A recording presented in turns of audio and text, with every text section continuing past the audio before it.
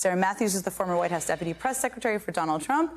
McKay Coppins is a staff writer for The Atlantic who has written extensively about Trump's enablers in the Republican Party. And to both join me now. It's great to see you both. Thank you so much for taking the time.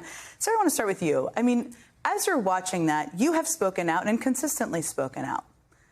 What goes through your head when you see people who clearly know better defending Trump as they just did?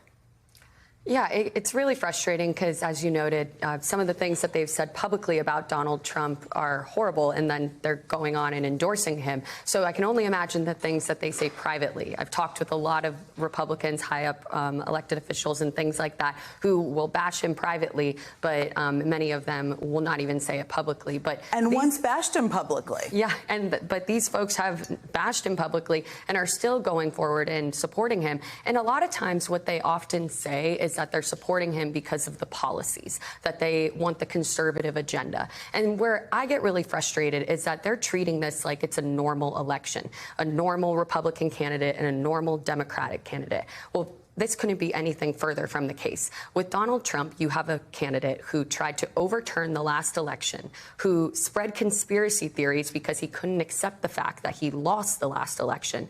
And then those theories helped inspire an insurrection on our nation's capital. And to this day, Donald Trump still refuses to admit that he lost that election and has not shown any remorse for what happened on January 6th. And so, of course, I would love for us to be having a debate of policy ideas in the 2024 election.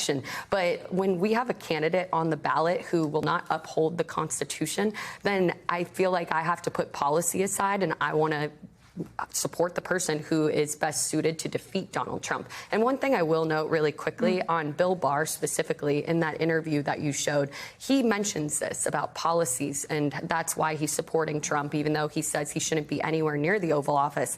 And I wrote down a quote that I found from Bill Barr in May of 2023, where he said that if Trump reclaimed the White House in 2024, quote, "You may want his policies, but Trump will not deliver Trump policies. He will deliver chaos. And if anything, lead to a backlash that will set his policies much further back than they otherwise would be." So even if you want a conservative agenda, Trump is not the person who will deliver that. Per the mouth of Bill Barr. Let me ask you, I mean, Sarah references about Mitch McConnell, because he did a bunch of interviews this weekend.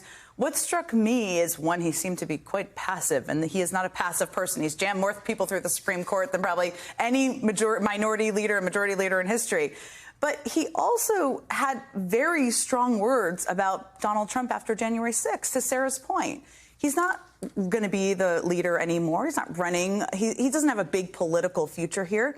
What is it? You've covered the Republican Party. What does he have to lose at this point? So watching that, I was thinking about a story Mitt Romney told me about Mitch McConnell when I was writing my biography of Romney. He said that during the first Senate impeachment trial, McConnell took Romney aside and kind of leaned on him to join the rest of his Republican colleagues to shut down the trial, bring a quick end to it, right? Romney was saying, "I'm going to keep an open mind. I want to see the evidence," right? And what he said was that McConnell, when he made his argument, didn't even bother to try to convince Romney that Trump wasn't guilty of what he was being accused of. What instead he did was he laid out this kind of catastrophic scenario where he said, look, if we don't all circle around our guy, Democrats are going to win the White House. They're going to win the Senate. They're going to push through a radical agenda, the Green New Deal. He listed off all these Democratic priorities that he was scared of. And I think that helps you understand the psychology of somebody like McConnell. Yes, there are craven political calculations being made by a lot of the people you just showed. Yes, there are people who have talked themselves into the idea that they can do more good if they're reelected, and so they're kind of just making that calculation, right? Then there are people like Mitch McConnell, and maybe Bill Barr falls into this category, who basically talk themselves into this idea that they just cannot let Democrats have power. That as bad as Trump is, as dangerous as he is, as authoritarian as he might be, giving power to Democrats is even worse. And I do think that there's this partisan mindset that frankly is present in both parties, but especially right now in the Trump-era GOP, where it's so hard to break out of this idea that giving up power to the other side is the worst thing that you can possibly do. It's really, I mean, and you've made this point. The fear of gas stoves, being more afraid of that than what could upend democracy. That kind of defines where Bill Barr's coming from, right? I know, and I tweeted about that because that was something that Bill Barr cited in that interview. Was he talked about conservative things like these clean energy regulations from the Biden admin, such as wanting to restrict gas stoves or electric vehicles, things like that. And don't get me wrong, I don't agree with Biden policies on that. I'm a Republican, but at the end of the day, to try to equate those things to something like the end of our constitutional republic, in my eyes, if Trump is elected in 2024, I mean, it's just absurd. And it is, I think, partisanship. And I think that ultimately I have said that I will put my country over my party. I've never voted for a Democrat a day in my life. But if my choices are Donald Trump and Joe Biden, then I have really no choice but to support Biden because I cannot support someone like Trump. The threats to democracy bigger than the threats of gas stoves being taken away. I think there's a T-shirt for that, something better. Let me ask you, I mean, McKay, you've written a lot about this, and you wrote a piece earlier this year in The Atlantic about sort of what would happen with these enablers who would be in an administration. There was a quote, actually, from Hogan Gidley that stuck out to me, where he said in this piece, I think there's going to be a very concerted, calculated effort to ensure that the people he puts in his next administration, they don't have to share his worldview exactly, but they have to implement it. Now, his defenders will argue, I assume, well, that's what staffers do. Yeah. So how is this different? Well, yes, and I think that that's a fair point. I do think that you should expect that a president's administration is more or less going to advance the agenda of the man who was elected. The difference is that Donald Trump doesn't have a totally coherent ideology. What Trump cares about is obedience, right?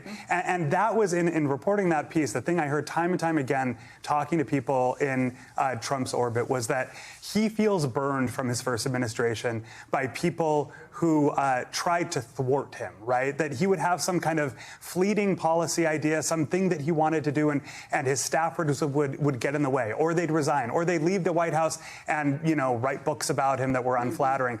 And so this time around, he's not going to bother with the adults in the room. He's not going to get the well-credentialed Republicans, like, frankly, Bill Barr. He's going to focus on people who are absolutely obedient to him, lapdogs, cronies, people who he knows he can control. And I do think that will mean a substantive difference between the first Trump administration, which was kind of defined by chaos and upheaval and infighting and leaking, and a second Trump administration, which could have a lot of those things, but could also just have a lot of people in absolute lockstep with him. And depending on what you think of Donald Trump, that could be a lot more dangerous. Sarah, these older men could learn a lot from you being consistently outspoken. I'm so grateful you were here. McKay, your book on Mitt Romney is excellent. Such a great read. People should read it to help understand the Republican Party and everything you write in The Atlantic, too. Thank you both so much for joining me today.